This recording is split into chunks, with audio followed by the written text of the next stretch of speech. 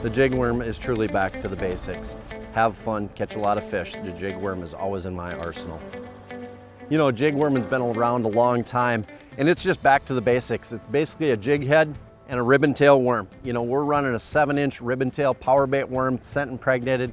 And the reason why we're doing that is because I want the fish to grab it and hold on. You know, we are looking for a reaction bite, but once that fish grabs it, you know, a lot of times I'm ripping it out of the cover. So when I let that bait fall again here, I'm gonna wait, let it hit, or get hung up on another clump of grass, and I'm just gonna snap it. Well, I want those fish to grab it and hold on. So when I snap it, basically every time I'm popping it, I'm setting the hook. You know, I've got a short little stroke where I'm setting the hook or it's popping out of cover. Nice little fish to start out with. And it's that popping action a lot of times that'll trigger that bite. We're gonna let it fall, get into cover, or get, you know, hung up on a little bit of structure or weeds or whatever it may be, pop it out. And a lot of times it's that right there that'll trigger the strike.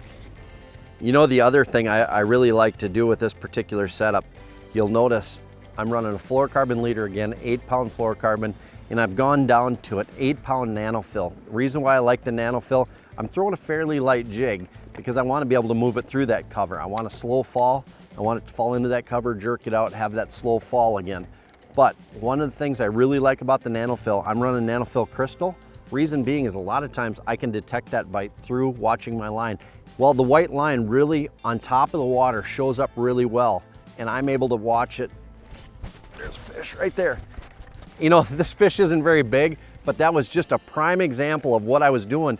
I casted it out and I was watching that nanofill crystal or white on top of the water, and I could actually see my line going a different direction.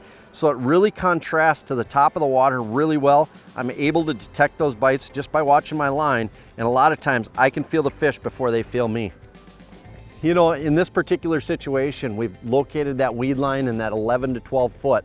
So that tells me one thing, that we've got pretty good clarity. You know, when I've got good clarity, I'm always going to a fluorocarbon leader. And the reason being is I like fluorocarbon for the sinking factor. We're talking about a light jig worm, so that's gonna give me a little extra sink rate. The other thing it's gonna allow me to do is it's non-stretch. So the fluorocarbon to the nanofill, all non-stretch, instant feel, instant hook set, able to get those fish up and out of the weeds. The biggest key when you're threading these on is to make sure that you keep them nice and straight. We don't want a big nook or bend. We want the most lifelike action and keep it nice and straight. So when it's on your hook, it's good and straight at all times.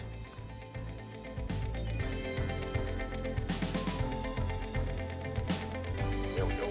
Ooh, there's a better one.